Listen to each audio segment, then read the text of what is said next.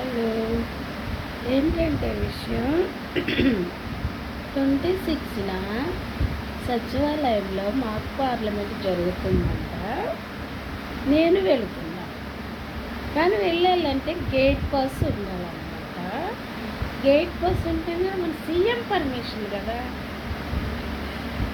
మాకు ఆహ్వానం ఉంది. పార్లమెంట్లో అసెంబ్లీ సమావేశాలు జరిగేటప్పుడు రమ్మన్నారా. నేను సచివాలయం దగ్గరికి వెళ్ళాను. వెళ్తే వాళ్ళు గేట్ పాస్ కావాలమ్మా లోన్కి వెళ్ళాలంటే అన్నారు. అక్కడే ఇస్తారంట గేట్ పాస్. నేనేమో అక్కడే ఇస్తారన్న సంగతి తెలియక అక్కడే నుంచారు కాసేపు వచ్చేసారు అనమాట. మళ్ళీ పొద్దుగుతుందేమో అని వచ్చేసారు. అయినా కానీ వచ్చేతలకు 6 అయ్యింది ఇంటికి వచ్చేతలకి. పార్లమెంట్లో మాకు పార్లమెంట్ జరిగే రోజు మాత్రం కంపల్సరీగా వెళ్తాం.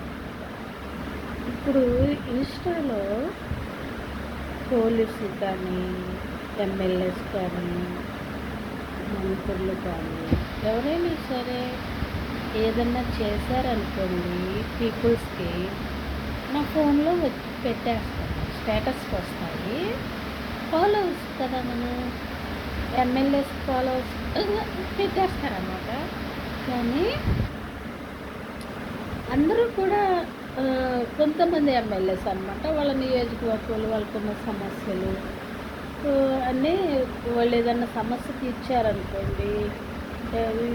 ఏది సీఎం రిలీఫ్ ఫండ్ నుండి వాళ్ళకి ఏదన్నా చెక్ వచ్చిందనుకోండి వెళ్ళి ఈయటం కానీ వాళ్ళకి ఏదైనా పింఛన్ అందకపోయినా ఏదన్నా పథకాలు అందకపోయినా అవన్నీ వాళ్ళు రోడ్డులు లేకపోయినా పెడుతున్నారు. ఎమ్మెల్యేస్ తిరిగి నియోజకవర్గంలో నెలకోసారి ఎమ్మెల్యే తిరగాలి కదా. తిరిగితేనే కదా ప్రజల యొక్క బాధలు కష్టాలు తెలిసేది. తిరగకుండా ఉంటే ఎమ్మెల్యే అయినాక ఏం తెలుస్తుంది చెప్పండి ఎవరికైనా. పరిపాలన అనేది ఎలా జరుగుతుందని తెలుస్తుంది. కనీసం ఆ నియోజకవర్గ ఎమ్మెల్యే ఎవరో కూడా ప్రజలకు తెలియకుండా ఉంటాయి. ఎమ్మెల్యేగా ఎన్నికై ప్రయోజనం ఓట్లు వేయించుకొని తెలిసి అవునా. ఏ నియోజకవర్గంకి వెళ్ళినా మీ ఎమ్మెల్యే ఎవరమ్మా అంటే చెప్పగలగాల. మా ఎమ్మెల్యే ఈయనండి మాకు సమస్య తీర్చాడు, మా గ్రామంలో అన్నీ ఉన్నాయి, వాటర్ ఫెసిలిటీస్ కానీ రోడ్లు కానీ మాకు పింఛన్లు కానీ డ్వాక్రా మహిళకి స్వయం ఉపాధి కానీ మన పల్లెని రోజుల్లో ఉపాధి హామీ కానీ అన్నీ ఉన్నాయి, అన్నీ మాకు కల్పిస్తున్నారు సార్. మేము వలస వెళ్ళకుండా మేము ఉపాధి పనులు చేసుకొని స్వయం ఉపాధి చేసుకొని ఉపాధి హామీ పథకం కింద పనులకు వెళ్ళి బతుకుతున్నాము అని చెప్పగలగాలి ప్రతి నియోజకవర్గంలో. చెప్తే కనుక పరిపాలన బాగుందని అంటారు ఎవరైనా. అంతేనా. ఎమ్మెల్యే అయినాక గ్రామంలోని నెంబర్స్ కానీ ప్రెసిడెంట్లు కానీ వాళ్ళకున్న సమస్యలు ఏంటో ఎమ్మెల్యేకి చెప్పటము ఎమ్మెల్యేని నియోజకవర్గంలోకి రమ్మంటము సమావేశాలు ఏర్పాటు చేసుకోవటము అలాంటివి చేస్తే కనుక బాగుంటుంది. ఏ నియోజకవర్గంలో ఆ నియోజకవర్గం అసలు నిరుద్యోగుల యొక్క ఒక జేఏసీ ఉండాలి. ఉంటే కనుక ఆ సమస్యలు సాల్వ్ అవుతాయి. నిరుద్యోగులకు ఉన్న సమస్యలు సాల్వ్ అవుతాయి.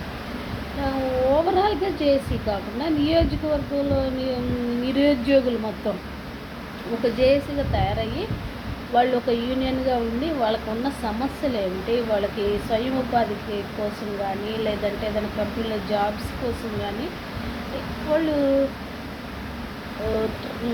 ఎమ్మెల్యేకి చెప్తే కనుక ఎమ్మెల్యేకి ఆ యొక్క ఏరియాలో మంత్రులకు కనుక చెప్తే కనుక అది సీఎం దాకా వెళుతుంది, ఐటీ మినిస్టర్ దాకా వెళుతుంది. వాళ్ళు ఏదన్నా కంపెనీకి ఆఫర్స్ వచ్చినప్పుడు జాబ్ మీద పెడతారు, అప్పుడు వెళ్ళవచ్చు. నిరుద్యోగ సమస్య కొంత తగ్గుతుంది. ఇప్పుడు అలా తగ్గుతుంది అన్నమాట.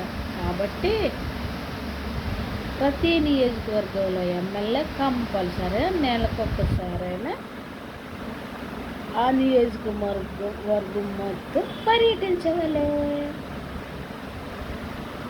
నాకు సీఎం రిలీఫ్ ఫండ్ నుండి హెల్ప్ చేయమంటూ అందరికి ఇస్తున్నారు, నాకు ఇట్లా పుల్లారావు గారి దగ్గర ఉంది ప్రజా దర్బార్ పెట్టారంటే ఎక్కడికి వెళ్ళలేమంటే వెళ్తే ఇచ్చారా వెళ్ళదని డౌట్ నాకు. మాటూరు ఎమ్మెల్యే అసలు ఎవరో నాకు ఖర్చూరు ఎమ్మెల్యే అన్నారు సాంబశివరావు గారు. సాంబశివరావు గారు నాకు స్టేటస్ పెడతారు కానీ కానీ ఇస్తాను రమ్మని అది అనలేదు. ఇక్కడ టీడీపీ ఆఫీస్ ఉంది కదా, అక్కడికి వస్తే ఇచ్చి వెళ్తారేమో అనుకుంటే ఆయన ఏ సమాధానం చెప్పలేదు. ఇక రేపు మాక్ పార్లమెంట్ ఉంది కదా, సచివాలయం దగ్గరికి వెళ్తాక అప్పుడు కలుసుకోవాలి సీఎం సార్.